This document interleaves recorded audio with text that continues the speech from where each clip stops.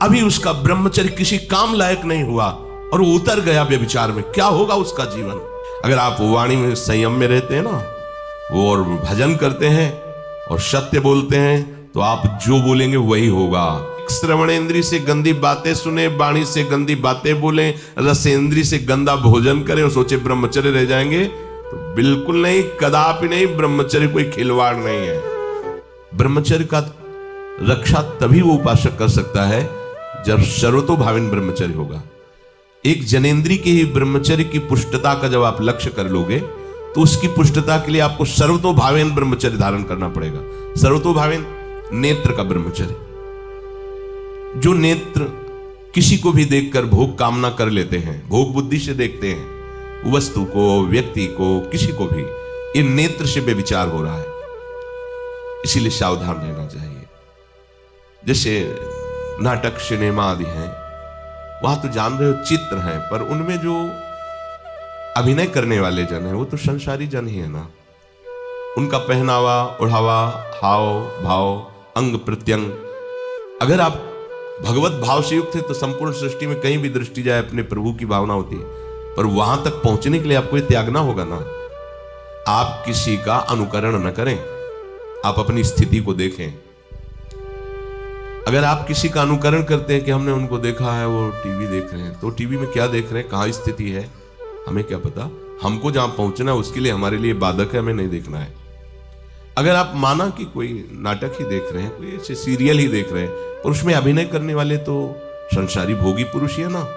आप कोई त्यागी जितेंद्री महात्मा को थोड़ी देख रहे हैं। तो उस देखने में तन्मयता आती है।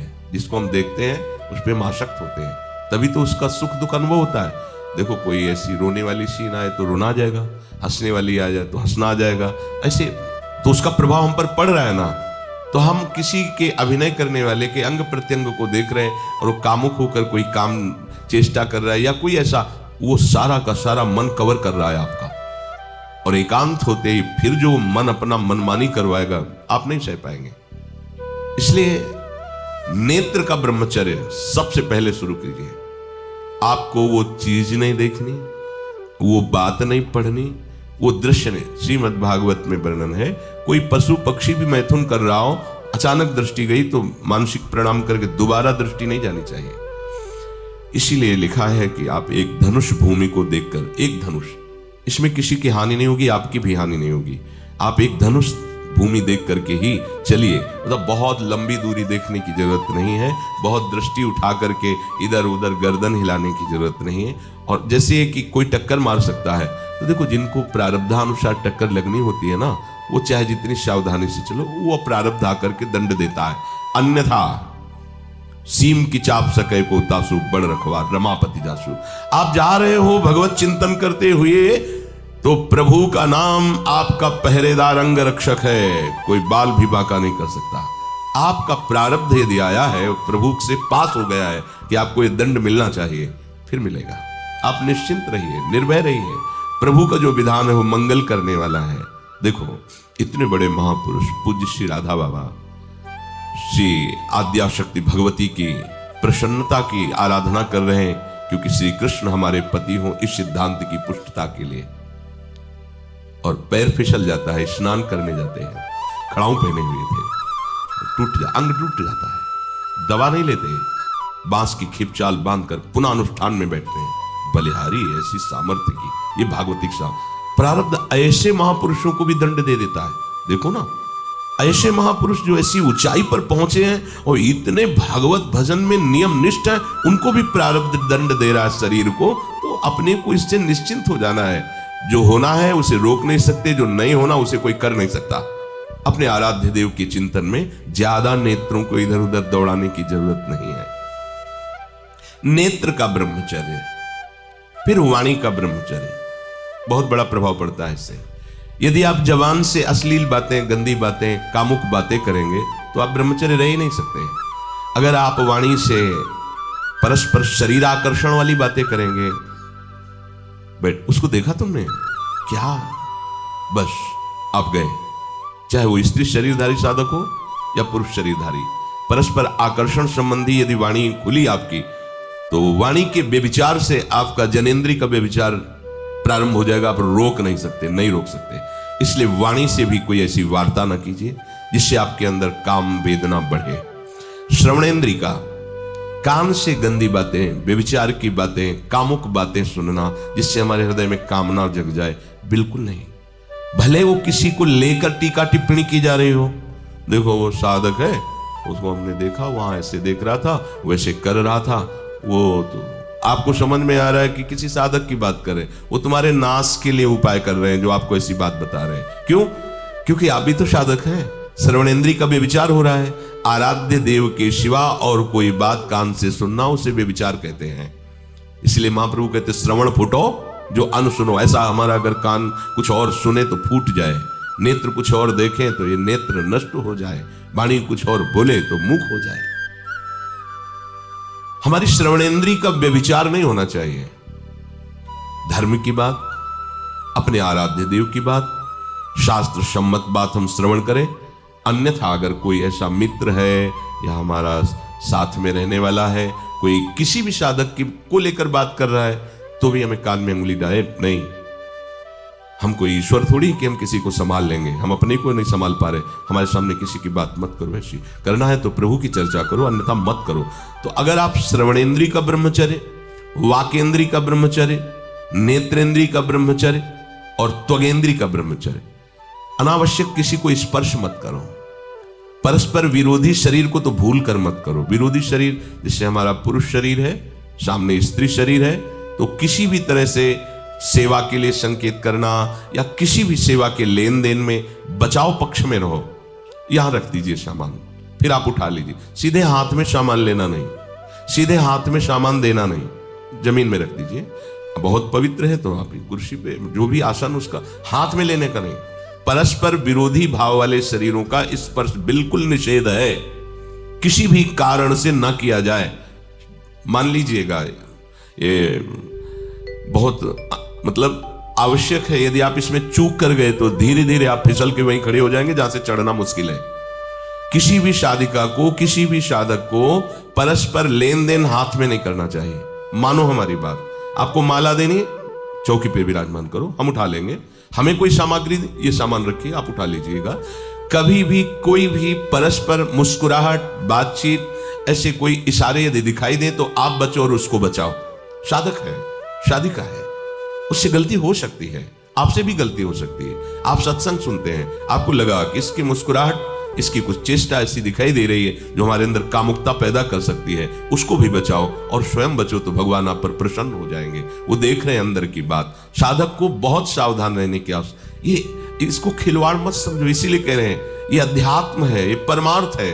आपको लगेगा नहीं कि क्या हुआ, मैं कहां भ्रष्ट हुआ, ऐसी जगह खड़े हो जाओगे कि जान भी नहीं पाओगे कि मैं कहां चढ़ रहा था, दोबारा उत्साह भी नहीं आ पाएगा। बात अच्छे से समझ लीजिए। तो हमारी त्वगेंद्री का व्यभिचार ना होने पावे, सहसा किसी का इस पर, किसी की भी अगर सेवा करने का सौभाग्य मिले, फिर उसमें ये प्रश्न नहीं उठता। अगर कोई गिर आप पड़ा है, भला ऐसी स्थिति में कि मुझे अत्यंत आवश्यक है उसे उठाना, अगर नहीं उठाते तो वो कष्ट पा रहा, अचानक कोई गिर जाए, फिर हम ये नहीं देखेंगे, फिर ये हम सूत्र नहीं स्वीकार करेंगे कि अब हम तो ब्रह्मचारी हैं, अब हम खड़े खड़े देख नहीं। उसको अत्यंत आवश्यकता है हमारी। अब उस समय हम भूल गए अपने आप को और उसको उठा करके अगर हमें अस्पताल ले जाना, अस्पताल ले जाएंगे, जरूरत है हम उसकी सेवा करेंगे। सावधान, वो भगवत भाव से की हुई सेवा तुम्हारे अंदर आध्यात्मिक शक्ति पैदा करेगी, काम भावना नहीं पैदा करेगी। हमारी मां बीमार हो और हमें उसे पता चला कि शौच कर दिया है, हमें शौचाना पड़े, हमें उसका मल धोना पड़े, तो क्या हमें काम जागृत हो जाएगा? क्या मेरी मां है, हमारी बुद्धि कभी ऐसी नहीं होगी। आपका पिता है, आप लड़की हो, कोई दूसरा रह नहीं गया और वो बीमार है, आपको ऐसी क्या काम जागृत हो जाएगा? क्या अगर ऐसी सेवा में काम जागृत होता तो कोई नर्स ही अस्पताल में नहीं होती। हर सेवा उसको करनी होती है, नर्स को, चाहे वो स्त्री शरीर हो चाहे पुरुष शरीर हो। परस्पर विरोधी शरीरों की सेवा पर कहीं काम थोड़ी जागृत होता, क्योंकि उसको अपने सेवा धर्म से मतलब है। तो ये सेवा के समय इस सूत्र को न देखा जाए, पर ध्यान रखें, अत्यंत आवश्यक जहां आपके सिवा नहीं हो सकता, वहां अगर हमें ऐसा अवसर मिलता है कि सेवा उसे हो सकती है तो हम पहले उसे प्रेरित करेंगे। और अगर ऐसा है कि अब कोई नहीं है, फिर हमारा परम धर्म जागृत हो जाता है परहित का।